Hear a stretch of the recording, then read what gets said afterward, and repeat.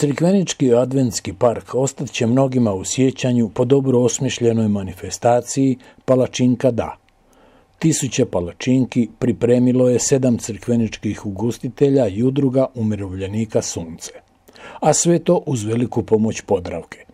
Slatka ili slana, svaka je prava, bio je moto ove palačinkijade. A njih nekoliko tisuća učinili su ovu nedjelju malim i velikim crikveničanima slatkom. Palačinke su se prodavale po simboličnim cijenama od 5 do 10 kuna, a sav prihod usmjeren je prema humanitarnoj akciji koja još traje za Teov prvi korak.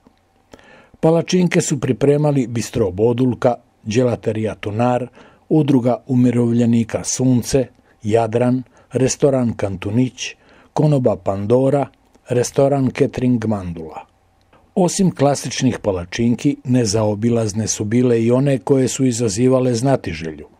Imenom Diplomat, obložene čokoladom i lješnjacima i šlagom, palačinke Don Vito umjesto oružja imale su vaniliju, malinu i ribanu čokoladu.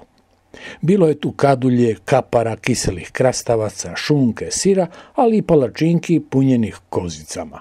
Jednom riječju, mašti nije bilo kraja, ali ni zadovoljstvu posjetitelja.